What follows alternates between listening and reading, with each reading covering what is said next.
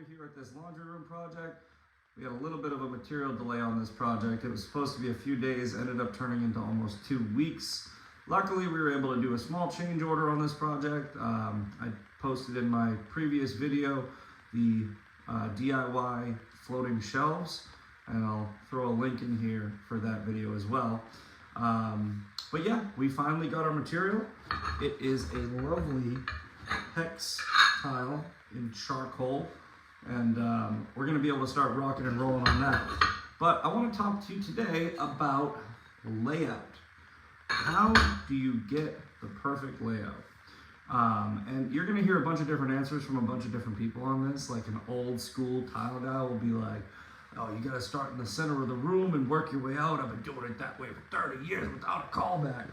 And they're not necessarily wrong, but that might not be the practical application in every room, because not all rooms are perfect squares. A lot of rooms have cutouts and funky shapes, so finding the center of the room isn't really the best way to go. What I like to focus on is focal points, right? Points that catch the eye. What do I mean by focal points? Doorways are focal points. Long runs of wall are focal points.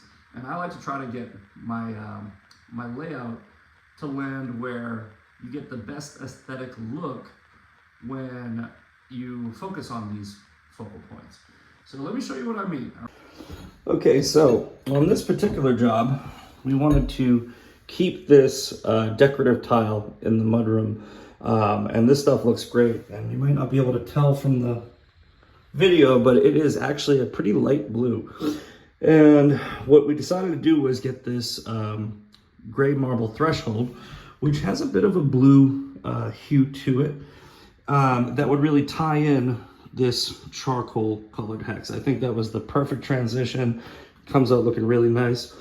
And that is what I wanted to be my main focal point, because we have that beautiful tile and I wanted a nice clean cut half tile. So from there, I just stepped out, about half the room, dry fit it. And now all we have to do is make sure that we're gonna hit on all of our points without having any ugly cuts. So this didn't take long at all. This only took a few minutes. I know I need a 1/16 of an inch joint. I know it doesn't have to be absolutely perfect, because it's gonna land really close to whatever we lay out over here. And on this doorway, we're gonna have a nice clean half tile. And we're also gonna have nice tiles along this whole wall. The closet doesn't matter too much. Excuse the mess, by the way. I am helperless. But yeah, I mean, under the laundry, we don't really care about. Along that wall, along this wall, along this wall, we're gonna have nice looking cuts. And that's all we really wanted to do. So the answer to the question of how do you get the best layout, it's whatever looks best. There is no actual, perfect answer.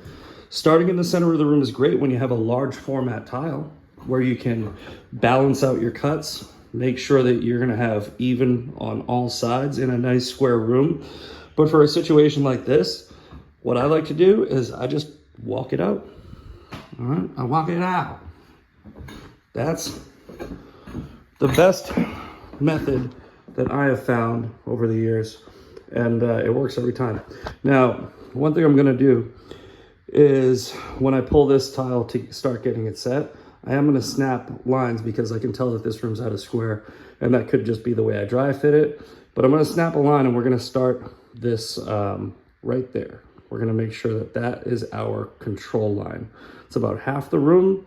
We know where it's gonna land, so it hits the doorway, and we're gonna be able to run it right like that. We'll do one half of the room today, the other half of the room tomorrow, grout and out. See you later.